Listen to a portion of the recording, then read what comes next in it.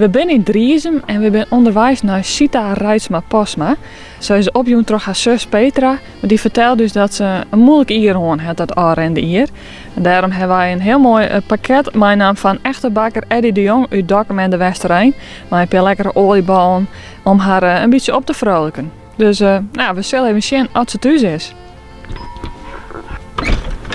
Goedemorgen. Goedemorgen. Sita? Klopt. Klopt helemaal. Ja, ik heb een hele mooie verrassing. Oké.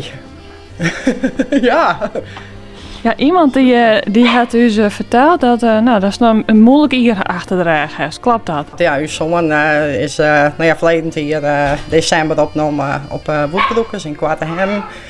En dat ging net zo heel goed. En vanaf oktober dit jaar zit er gesloten in Grijns. Dus, dat is heftig.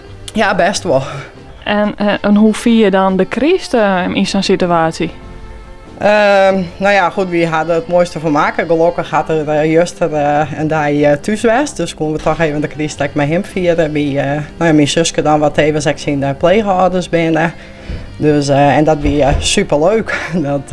Dat hoorde niet om even met het hele gezin dan compleet te wijzen. Ja, en iemand die had die dus opjoen, heeft het enige idee waar dat wijzen kan? Het is helemaal te trillen, boel. Ja? Nee, ik heb echt geen idee. Petra. Mijn zus, oh geweldig. Oh super. Oh ja, ik ben helemaal... Helemaal overdonderd. Als ik jou hoor, alsjeblieft. Het is een heel mooi pakket. Er zit van alles wat in. Heerlijk. Ja, super. Dankjewel Petra. Super, dankjewel. Ik weet gewoon net wat ik zei, maar. Verrassend dichtbij.